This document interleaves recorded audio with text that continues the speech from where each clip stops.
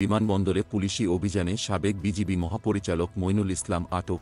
মঙ্গলবার বিমানবন্দরে পুলিশের অভিযানে আটক হয়েছেন বর্ডার গার্ড বাংলাদেশের বিজিবি সাবেক মহাপরিচালক মইনুল ইসলাম। স্ত্রীকে সঙ্গে নিয়ে তিনি কানাডার উদ্দেশ্যে যাত্রা করার প্রস্তুতি নিচ্ছিলেন। তবে কেন তাকে আটক করা হয়েছে তা নিয়ে এখনও কোনো আনুষ্ঠানিক ব্যাখ্যা আসেনি। মইনুল ইসলাম বাংলাদেশের ইতিহাসে এক গুরুত্বপূর্ণ নাম। ২০০৯ সালের ২৫শে ফেব্রুয়ারির বিডিআর বিদ্রোহের সময় দেশজুড়ে আলোচনায় আসেন তিনি। সেই ভয়াবহ বিদ্রোহে পিলখানায় প্রাণ হারান ৫৭ জন সেনা কর্মকর্তা সহ মোট ৭৪ জন। বিদ্রোহের ঘটনার মাত্র ৪৮ ঘণ্টা পর মইনুল ইসলাম বিজিবির মহাপরিচালকের দায়িত্ব গ্রহণ করেন। দায়িত্ব নেওয়ার পর তিনি বাহিনীতে উল্লেখযোগ্য পরিবর্তন আনেন।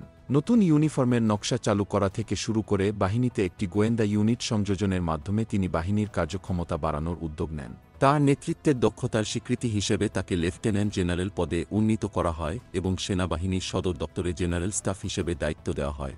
২০১৫ সালের জুলাই মাসে মইনুল ইসলাম সশস্ত্র বাহিনী বিভাগের প্রিন্সিপাল স্টাফ অফিসার হিসেবে নিযুক্ত হন।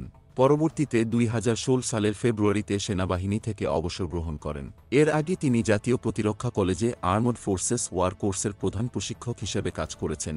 এই আটকের ঘটনায় বিভিন্ন মহলে ইতোমধ্যেই আলোচনা শুরু হয়েছে। পুলিশের পক্ষ থেকে এখনও কোনো আনুষ্ঠানিক মন্তব্য না আসায় জনমনে কৌতূহল আরও বেড়েছে। মইনুল ইসলামের আটকের পেছনে কোনো বিশেষ কারণ রয়েছে কিনা তা নিয়ে জনমনে নানা জল্পনা কল্পনা চলছে।